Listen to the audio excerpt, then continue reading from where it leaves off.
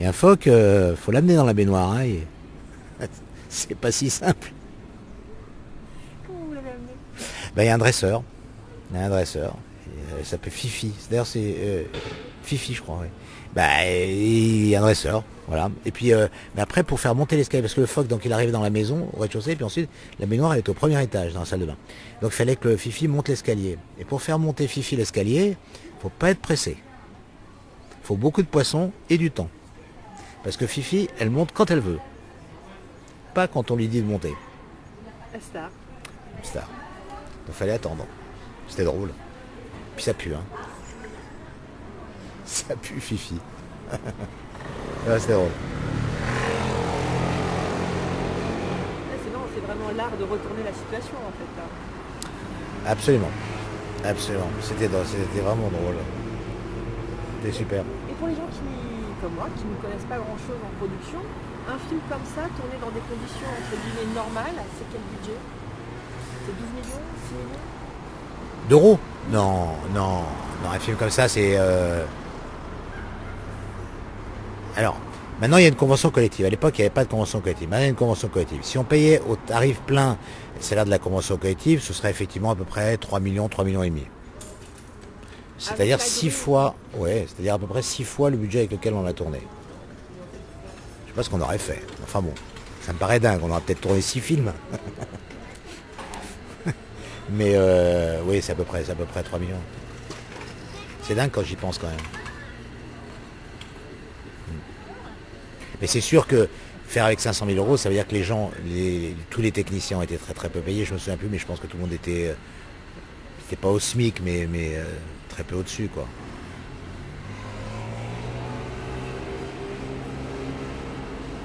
C'est ça l'énergie du tournage aussi. Oui, oui. On leur a donné une petite part en participation quand on a eu l'avance après réalisation. Ça, je me souviens. Pour l'effet aquatique, c'était la même histoire? Un tout petit peu plus, parce qu'on avait un petit peu plus d'argent. Mais bon, il y avait quand même 2 lieux de tournage à 2 temps différents, les gens n'étaient pas beaucoup mieux traités. Mais je me souviens qu'on a démarré le film hors convention collective, en dessous, puisqu'il y a une franchise. Et puis comme on a trouvé quand même un petit peu d'argent en Islande et crédit d'impôt, etc., la deuxième partie du tournage s'est passée à l'annexe 3 de la convention collective, donc avec des salaires qui ont été quand même rehaussés. Et donc on a rehaussé l'ensemble des salaires entre le tournage à Montreuil et le tournage en Islande. C'est pas beaucoup, mais un peu quand même. Donc c'est quand même un film qui a été au moins vertueux sur ce plan-là. De toute façon, Solveig était vertueuse. Hein. On peut appeler ça comme on veut. Ça veut dire quoi, Solveig était vertueuse? Ben, comme on dit, comme il y a les cercles vertueux, Solveig est quelqu'un qui faisait du bien. Fréquenter Solveig, c'était aller bien. Même quand ça n'allait pas spécialement bien, c'était quelqu'un dans la compagnie. Je crois qu'il n'y a pas une personne proche d'elle qui ne dira pas que la compagnie de Solveig était une compagnie formidablement voilà, joyeuse, dynamique, excitante, pleine de vie, pleine de surprises, pleine de fantaisie. Voilà. C'était jamais rien. Donc voilà. C'est peut-être ça, être vertueux. Aussi. Enfin, c'est une façon d'être vertueux. Faisait du bien. Mais il y a un grand sens de la justice aussi. Oui, oui, bien sûr. Bien sûr. Bien sûr. Bah, elle s'occupait beaucoup des autres. Elle s'occupait beaucoup des autres. Tellement. Tellement. Même de vous? Oui, oui, elle se préoccupait. Oui, oui, bien sûr. Mais tu vas pas perdre trop d'argent. Venant de la part de quelqu'un qui au départ m'a dit tu vas me payer combien? Oui, oui, bien sûr. Bien sûr. Et si j'aurais besoin de souvenirs sensoriels sur des parfums, des musiques, des sons, des images? Alors moi j'ai le souvenir, parce que c'était l'époque de Manu Chao, Clandestino, comme ce qui me semblait être au moment du tournage au Laker. Ça m'a semblé cette période-là. Et que c'était quand on faisait des soirées, qu'on dansait et qu'on buvait, j'avais l'impression que c'était sur Clandestino. Je suis même sûr en fait. Des parfums. À la vente. La lavande, oui. Bah oui, j'allais dire ça. La lavande. Et beaucoup de couleurs. Beaucoup de couleurs. Solveig, il y avait toujours de la couleur chez elle. Le bunker était peint en jaune. Elle mettait des vêtements plein de couleurs. Elle s'habillait, c'était incroyable. Elle trouvait pour 1 euro dans des fripes des choses formidables. Elle était sapée comme une reine. Mais comme une reine à 1 euro, quoi. C'était formidable. Formidable. Et elle tricotait beaucoup. Ça, on a dû vous le dire. On vous le dira, on vous dira. Les scénarios, quand elle écrivait les scénarios avec Jean-Luc, Jean-Luc est au clavier et elle est au tricot. Vous verrez. Jean-Luc vous en parlera. Une maille à l'endroit, une maille à l'envers. Elle tricotait des bonnets, des gants, des pulls.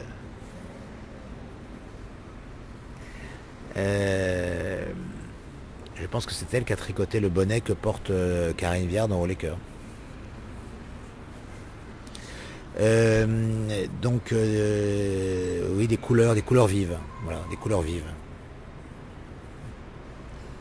Et qu'est-ce qui, dans le quotidien, dans le métro, chez vous, va brutalement vous la rappeler?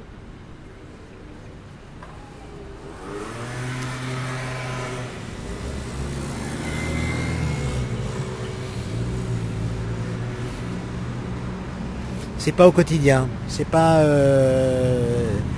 au quotidien. C'est dès que j'arrive dans la Drôme, c'est dès que j'arrive à Montreuil. Dès que je vois un film que j'aime ou que je déteste,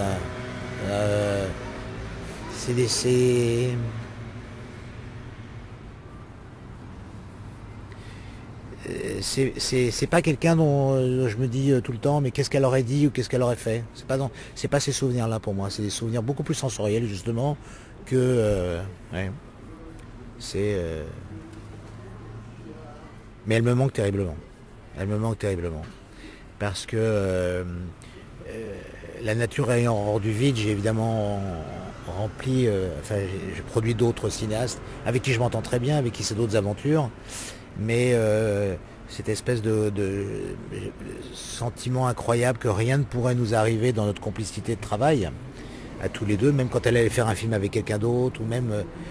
je ne voyais pas ce qui pouvait nous arriver de mauvais. Je ne voyais pas comment on pourrait se disputer. Je ne voyais pas comment on pourrait arrêter de travailler ensemble. Ce sentiment-là, je ne le retrouverai jamais. Il n'y a qu'avec elle. Et j'espère, je pense que Solveig avait cette confiance en moi de penser la même chose, de savoir que je serais là. Quoi qu'il.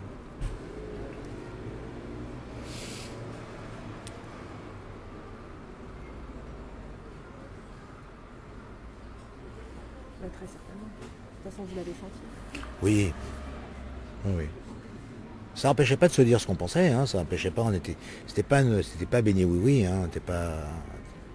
On pouvait se dire que ça va pas. Il y a plusieurs fois où elle, par exemple, elle pouvait ne pas être contente d'une décision que j'avais prise en production, ou moi je pouvais dire que sur ce scénario-là, enfin, on se disait les choses, hein. On travaillait, hein. C'est pas, ça donnait une relation de travail extrêmement agréable, mais c'était une relation de travail quand même. Et dans le travail, on avait chacun ses prérogatives. Elle réalisait, je produisais. C'est ce que vous disiez en entrée, c'est que c'était très direct, mais sans conflit. Sans conflit. Sans conflit, jamais. Jamais. Elle avait une façon extraordinaire de désamorcer les conflits. Par de l'humour, par de l'ironie, par un pas de côté. Elle aurait été championne d'aïkido, Solveig. Métaphoriquement ou pour de vrai? Métaphoriquement, je pense que c'était une championne d'aïkido. Après, je crois qu'elle s'y est jamais essayée. Elle n'était pas très sportive, Solveig. Le sport, c'était pas son truc. Mais elle aurait été une belle championne d'aïkido. Se servir de la force de l'autre pour le désarmer sans même qu'il s'en rende compte. L'art de la paix, par ailleurs. Elle en connaissait un rayon. Et ça lui venait d'où? Ses parents? sa nature? Oui, probablement. Son père, sa mère, femme forte, son père, juif américain, un peu, d'après ce que j'ai compris, je ne l'ai pas connu, son père, je l'ai croisé, mais je ne l'ai pas connu, mais qui était extrêmement original et extrêmement surprenant. Donc je pense que le mélange des deux, Solveig, elle osait dire les choses, hein, elle n'allait pas par quatre chemins pour dire les choses, mais toujours d'une façon jamais vexante, ça pouvait être tranchant, être dit avec beaucoup d'humour aussi, donc c'était ça le mélange de... Je suppose que c'est ça, mais... Et vous dites pas sportive, mais très physique, dans le sens du genre... Ouais, enfin oui, quand je dis pas sportive, c'est-à-dire elle faisait pas du jogging tous les week-ends, elle n'était pas inscrite dans un club de foot, ou elle faisait pas de l'escrime, à ma connaissance. Peut-être qu'elle devait nager, peut-être. Mais je me souviens pas, Solveig me disant, tiens là je vais faire un peu de sport, voilà. Mais à part ça, oui, pleine de vie, pleine de archi dynamique, dansant énormément. Ouais. Elle était légère, elle était... Légère? Oui, légère dans ses déplacements, légère. Elle était légère d'une manière en général, elle était légère. Elle était élégante. Elle avait énormément d'élégance, énormément de classe, Solveig. La classe, c'est pas de porter des beaux habits, hein, ou des habits riches. La classe, elle avait de la classe. Elle ne faisait jamais peser... la classe, pour moi, et l'élégance, c'est de ne jamais faire peser ses propres turpitudes aux autres, et au contraire de dire peut-être des... Ça, c'est vraiment un truc des grands artistes que j'admire par-dessus tout, c'est dire des choses dures sur la vie. Après tout, on est tous amenés à mourir, hein, donc bon, il n'y a rien de joyeux là-dedans. Mais de le dire avec élégance, avec des couleurs, comme Niki de Saint-Phal, comme Mozart, comme plein de... Et Solveig, elle était un peu comme ça quand même. Hein. Il y avait quelque chose de cet ordre-là.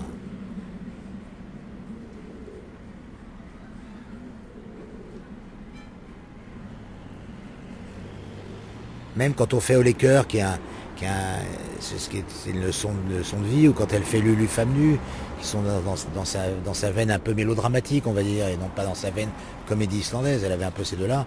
Mais même quand elle faisait ces films-là, elle désamorçait énormément de choses. Enfin, elle a jamais appuyé, elle a jamais rajouté du sirop, quoi. Jamais, jamais. Elle avait trop peur que ça nous rende malades. C'est ça l'élégance.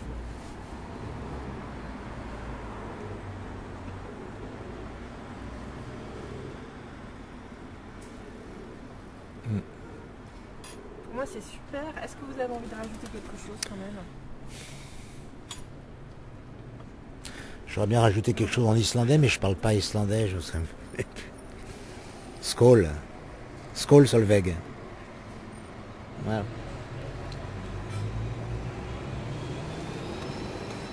Skål, Solveig min. À ta santé, ma Solveig. C'est Florence qui parlait beaucoup qui disait beaucoup Solveig min. Florence, si elle parle de Solveig, elle pleure tout de suite, non? On n'a pas répondu. C'est vrai? Oh là là.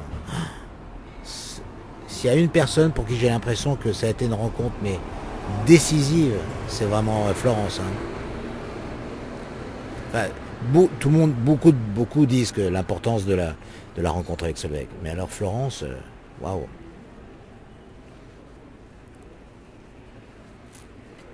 Florence, sur 2 films, ils ont croisé sur 2 films, c'est devenu... Ouais. Et c'était pas le bon mot qui me vient, mais c'était équilibré dans le sens où sans doute que Solveig est arrivé à un moment de la vie de Florence qui était particulièrement compliqué. Est-ce que l'importance de Florence était tout aussi capitale pour Solveig?